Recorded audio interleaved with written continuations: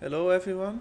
This season I played Lightning Spirit Iris. It was actually quite enjoyable, but for now I'm actually done with playing her and I want to move on to a different build. So I figured why not just post my experience online, since I noticed the last Lightning Spirit Iris was more than 6 months ago and a lot has changed this season, so here is my build on it. You get around 10 billion plus in drop pack spirits. I said 10 billion plus, yes thank you, in drop pack spirits. In damage spirits you get a lot more. Then it goes to like easily like 12 billion plus. There is a lot of variance in how much damage you will be doing, because if I move on to the gear, you have lucky critical strike and you get 20% aura effect from the corrode. This is not exactly mandatory, it's more like a nice thing to have, because the aura effect will of course increase the damage on all your auras and everything. This is a cheap necklace that I just bought, like, don't even think 30 FE, no, 20, 30 FE. You do want to eventually replace this with a truth. It's a lot more expensive, but it will increase your damage by a lot more with +3 all skills, and preferably here dex or intelligence. Intelligence would be best if you want to. Intelligence is the best to increase your damage with the chest. You can put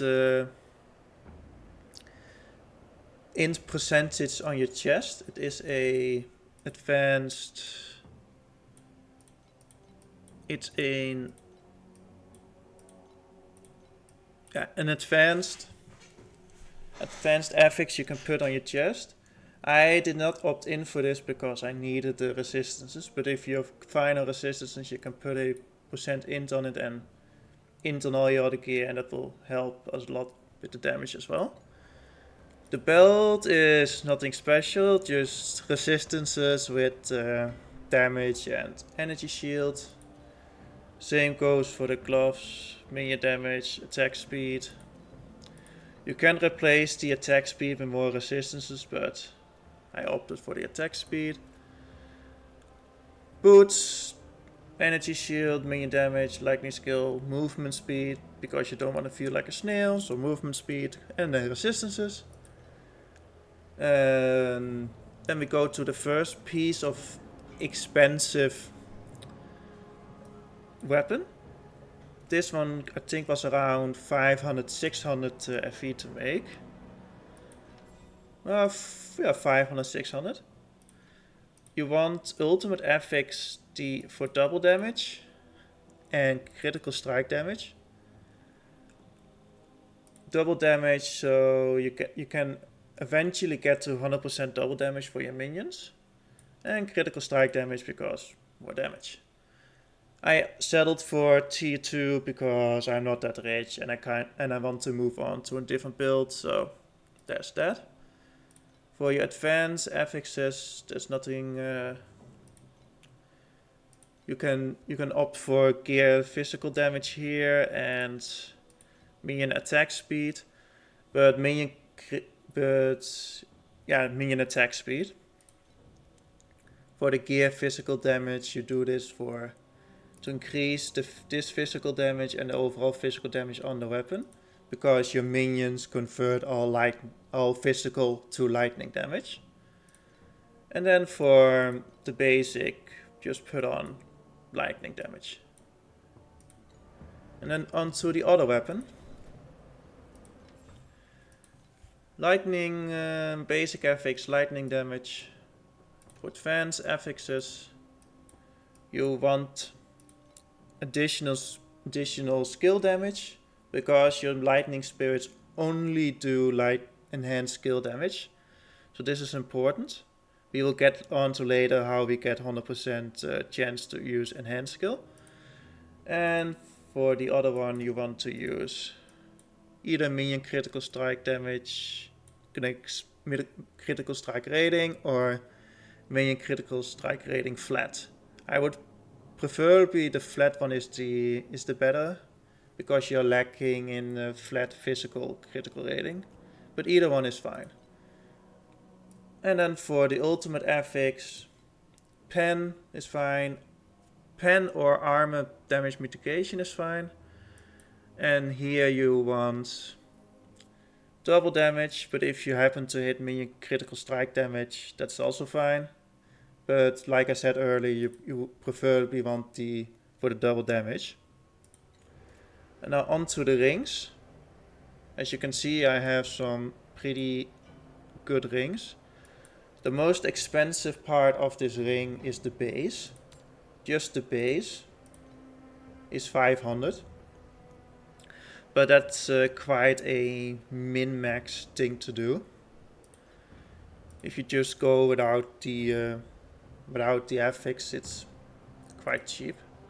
What you want on the ring is energy shield, intelligence, either fierce or lightning, double damage, growth. Growth is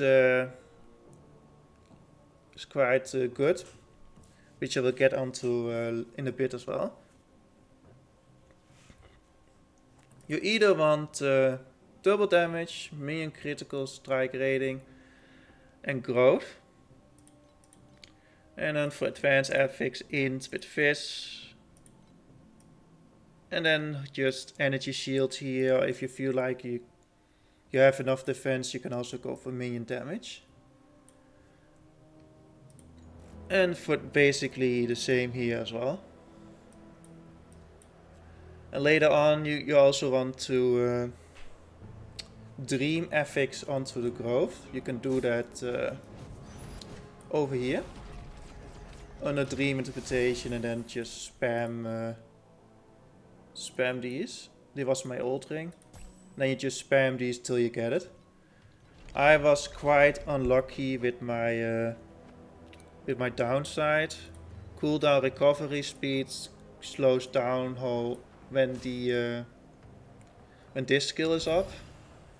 Slows it down by a tiny bit, but not too much. And this sealed mana compensation is the worst one you can have, because that made me have to put on a sealed mana compensation ring while I had a minion attack speed. But not the worst in the world. That basically covers the gear. And then for the slate, that is P. My slates are kind of garbage. You can really easily replace, this is 10 FE, 10 FE, 10 FE. Only real expensive one is this one. 20 FE. Wait, this is my expensive one. 90, 150. This is a cheap 5 to 20 FE. And then minion skill damage, as you can see, I still have blue and purple in here. Basically been running this for since day 3 or 4 of the season. And then onto the skill tree, just minion damage, attack speed, crit, cooldown. You want the cooldown for the empower skill of the Thunder Spirit, so it uses that more often, and that gives it more attack speed. And this you want the isomorphic arms, otherwise the wand I just showed won't apply its bonuses to the minions. Alchemist, Source for the mana seal, and Battle Trumpet for the 50% chance to use the enhance skill. So you get to the 100% use. Because this plus growth from the spirit, and it has and from your hero traits will make it so you have a 100% chance to use. But yeah, just attack speed, minion stuff. So you also don't have to spec into this. Shield, energy shield, charge speed, and just more defense here. Onto Warlock. Indifference for all skills. Support levels, and mana multiplier for 95. That makes it so you can use multiple auras. I'll get onto that in a little bit. And then minion damage, cast speed, just the usual here. And then onto the skills. Electrocute, pretty well thought. Movement skill for the map. This makes so it automatically uses it. Same for here. These are quite cheap. Last time I bought them.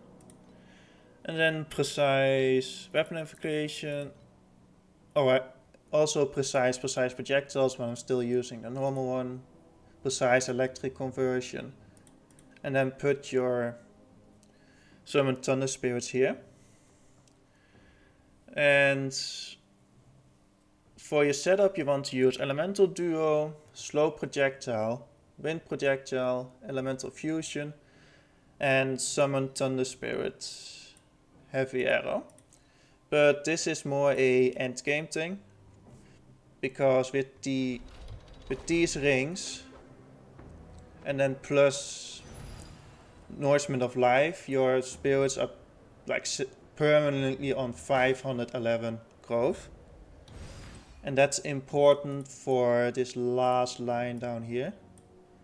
Supporter skills are at stage 5 or higher and are empowered 1 plus base projectile, which gives them more damage, but you can also just replace this with added lightning damage, minion damage. That doesn't really affect that much. And then hero traits. For my hero memories, I have a lot of minion damage, minion crit. The base itself is not too expensive. 5, max 20 FE for this one. For this is like 10 FE, 5 FE. I think this one is a little bit more expensive. Yeah, 20, 30 FE. But the most important thing is the critical strike damage and the critical strike rating. And then for the hero traits, you want to be a bit over your resistances, so you get these.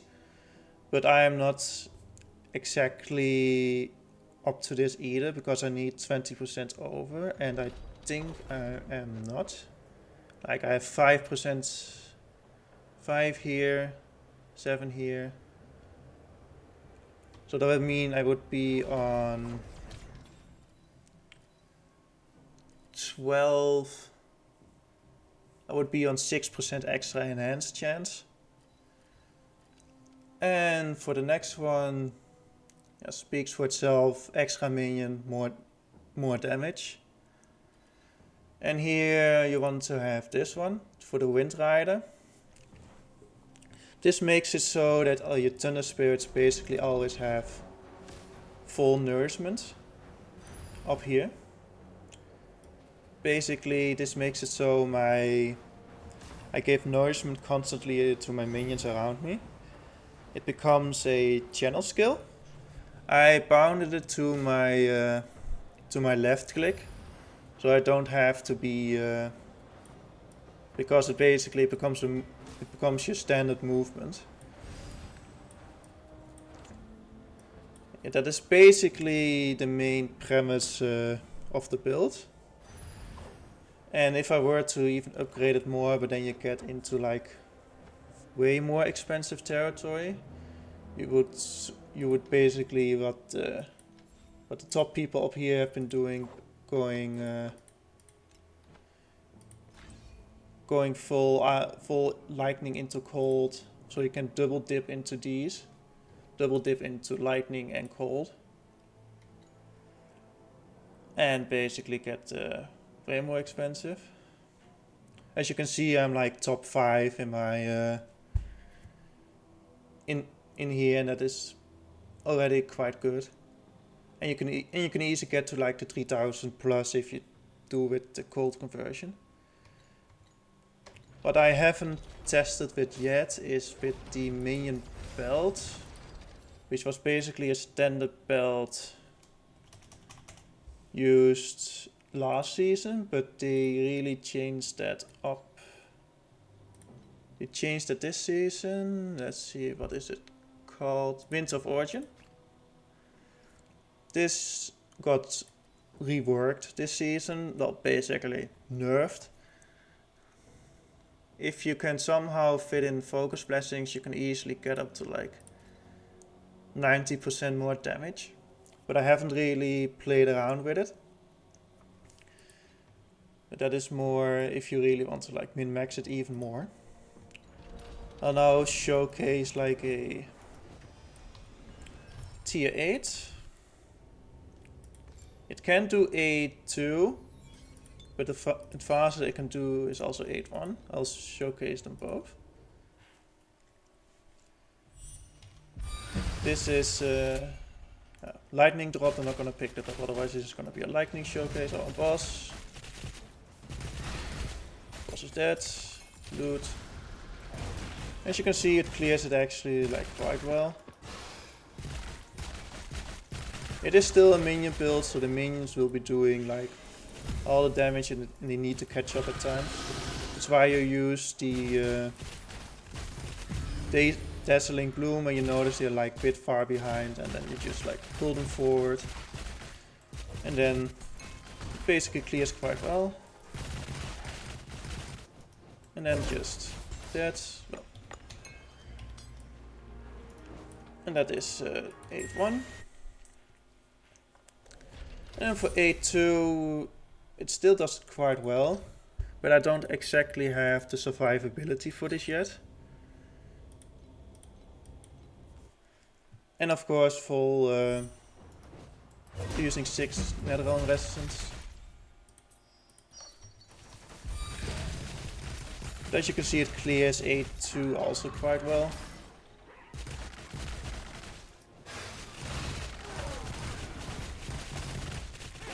Just not as fast, and I'm a bit in more risk of dying, so I just prefer running 8-1. But if you don't really care about dying as much, you can also just run 8-2. That's not really big. Not big of a deal. So there we go. 8-2 boss dead. The damage is quite up there, and it can be like, if you put even more FE into it, it can also be min-maxed to do Profound Realm.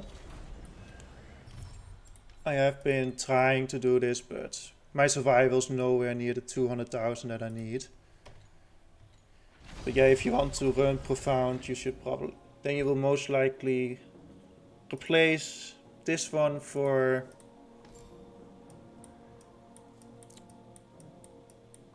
a defensive skill, like, where is it? Frost Shield for the minus physical damage and fire damage. Or Force Restart, so your energy shield is basically always going. But as you could see in the map, my energy shield was already like quite fast restart. I'll showcase a boss run real quick. Damage spirits. Basically, when you fight this boss, you just want to hook it right up to the stomach here. So basically all his attacks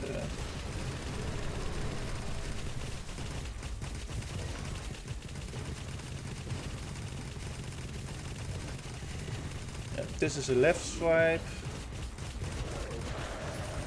Just move to the side here so the explosion goes off there so your minions can keep attacking. Then you move back to the middle. That is a swipe, you just do like there, and then you move back to the front so the swipe doesn't hit you.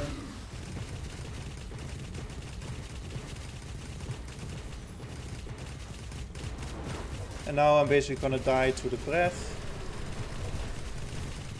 Because I don't have the energy shield for it. Let me just continue. Another explosion, move to the side. That one is a bit bigger because it is higher in rank, so the damage increases of it. And the area. Then just move back here. This is a... oh. That was a different one. And then we have this. Just... don't die like I do. And you just go back up here. Normally you would like run circles, or like a bit taller like that, and then another explosion, move back.